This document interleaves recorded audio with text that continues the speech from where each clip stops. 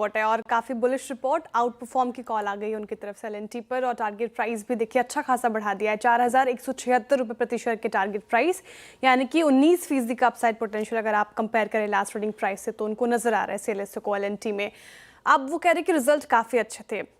Firm का मानना है कि Q1 में 4 में से 3 मेजर गाइडेंस आइटम्स में उनको पॉजिटिव सरप्राइज मिला है। सबसे बड़ा सरप्राइज उनको न्यू ऑर्डर्स के मोर्चे पर मिला, जो यतिन जी भी मेंशन कर रहे थे। 33% की सालाना बढ़ोतरी देखने को मिली। इसका मतलब फ्यूचर काम में विजिबिलिटी है और एग्जीक्यूशन दोनों मजबूत नजर आ रहे हैं। वर्किंग कैपिटल मैनेजमेंट के मोर्चे पर बात करें तो वहाँ पे भी बड़ा बीट देखने को मिला है। मतलब कंपनी कैश एफिशिएंटली मैनेज कर रही है, कोर एग्जीक्यूशन सॉलिड है कंपनी की, मतलब बुलंद मार्जिन्स, डिलीवरी पे फोकस। तो इन तमाम फैक्टर्स के चलते सीएलएसए कह रहे हैं कि आने वाले क्वार्टर्स में भी कंपनी ऐसे ही प्रदर्शन दिखाएगी, इसलिए फिलहाल आउट परफॉर्म की कॉल है। अवधि के लिहाज से बुलिश है रिपोर्ट आई है सीएलएसए की और आउट परफॉर्म की कॉल दे रहे हैं एनटीपीसी को लेकर। और टारगेट प्राइस भी देखिए काफ़ी अच्छा बढ़ा दिया है, 459 रुपये प्रति शेयर का टारगेट प्राइस, यानी कि 35% से ज़्यादा का अपसाइड पोटेंशियल एनटीपीसी में सीएलएसए को नजर आ रहा है। वो कह रहे हैं कि कंपनी की अर्निंग रेजिलियंस बेहतर हो रही है, यानी कि कम डिमांड में भी प्रॉफिट कमा रही है कंपनी, टिकाऊ है प्रॉफिट। कैसे?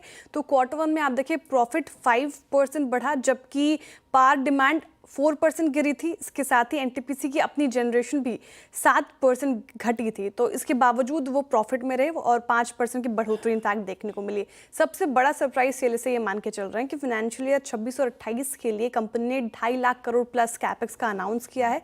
मतलब एग्रेसिव एक्सपेंशन का प्लान है, तो लंबी अवधि के लिए काउंटर काफी अट्रैक्टिव लग रहा है, इसलिए फिलहाल आउट परफॉर्म की कॉल और अच्छा खासा टारगेट प्राइस। मतलब टारगेट बेसिस पिरामल इंटरप्राइजेस पे ब्रोकरेजेस थोड़े कॉशियस साउंड कर रहे हैं। सिटी और सीएलएसए दोनों ने रिपोर्ट निकाली। सिटी ने सेल की कॉल दे दी है, टारगेट प्राइस 950।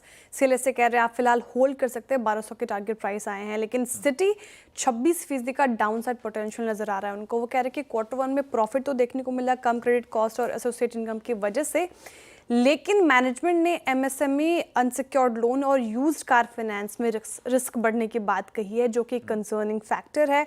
और सीएलएसए ये कह रहे हैं कि प्रॉफिट में सपोर्ट मिला है, लेकिन ज़्यादा ऑपरेटिंग खर्च की वजह से सिक्वेंशियल प्रॉफिट दबाव में रहा है। और रिटेल एयूएम स्ट्रांग रही, 37% की ग्रोथ यहाँ पे देखने को मिल रही है। लेकिन निष्कर्ष निकालूँ तो प्रॉफिट देखने को मिल रहा है, लेकिन कुछ रिस्की पॉकेट्स हैं जैसे कि एमएसएमई, अनसिक्योर्ड लोन और यूज्ड कार लोन्स, जहाँ पर गिरावट और देखी जा सकती है।